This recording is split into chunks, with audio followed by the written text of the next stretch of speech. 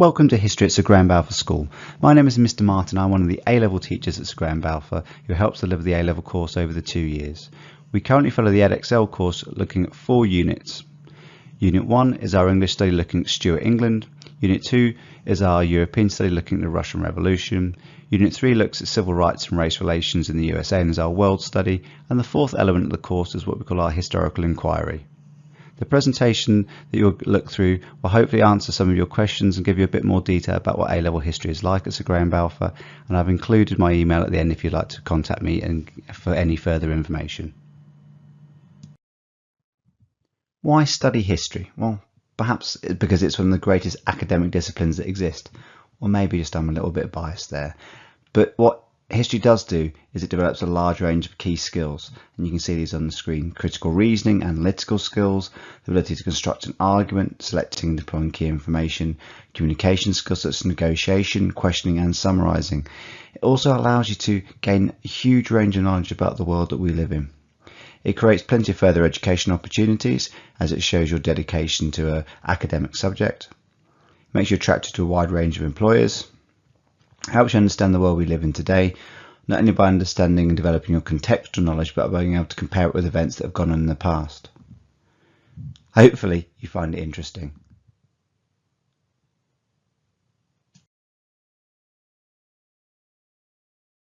Well, to succeed in history, the first thing has got to be that real interest and passion in the subject and the topics we are looking at over the 2 years of the course.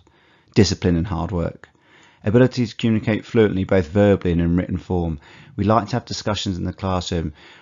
As teachers, we like to know what your opinions are, but we also like to see how you can back those up and put them across quite quickly and be challenged upon them, both in discussion form and through questioning.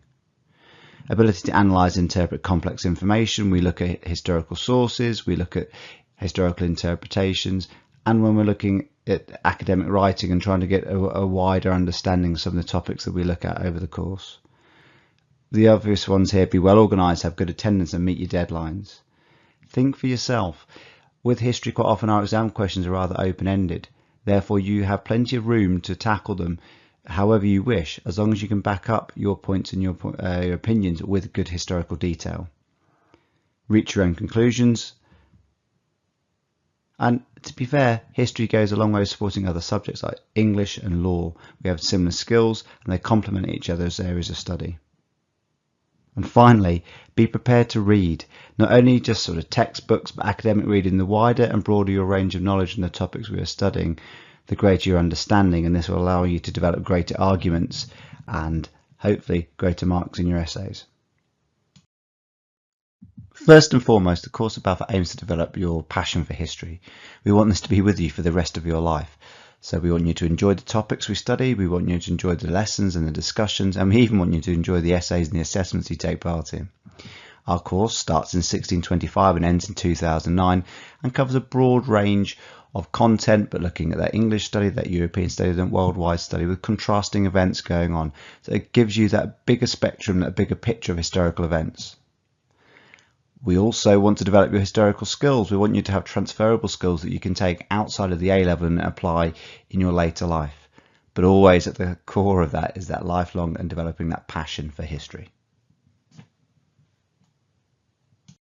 As mentioned earlier, the A-level course is divided into 4 distinct units.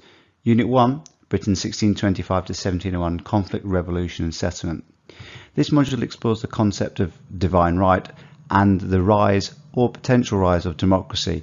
It looks at Charles I, Oliver Cromwell in the interregnum period, the restoration with Charles II, James II in his exile, and also starts to look at the idea of the Glorious Revolution and discusses was there a transition of power from monarchy towards parliament by the end of this period, and did this help form the modern government that we have today. Unit 2 maintains this revolutionary theme, looking at Russia and Revolution 1894 to 1924, and is considered our European study. This course, or this unit, looks at the end of the Tsarist era, where we had these autocratic leaders who were completely powerful over their subjects and could not be questioned. They were gods on earth, to how they were actually overthrown by the people in a popular revolution by the Bolsheviks and the other parties that came through in this period, the Mensheviks and so forth. The course also utilises the use of sources as part of its exam makeup. Unit 3 is our international study, looking at civil rights and race relations in the USA 1850 to 2009. With such a broad spectrum and a wide range of dates there, some of the concepts studied in this unit are well known, such as 1950s and 1960s America, looking at some quite well and highly regarded historical figures such as Martin Luther King and Malcolm X and Rosa Parks. But the unit also allows students to explore certain other areas they might not have come across before. So it does look at the amendments to the American Constitution that have both been for and against, perhaps segregation and desegregation in the United States at different times in its history. It looks at the impact of the New Deal and also looks at the modern history and how the 1950s and 60s and with the Civil Rights Act in 1964 allowed or made way for Barack Obama to become the President of the United States, something that many people didn't even think was achievable.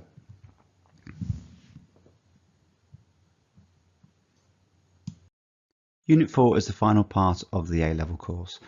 This is a module is classed by the exam board as a historical inquiry, but perhaps is more familiarly known as coursework. With this unit, you have one focused question.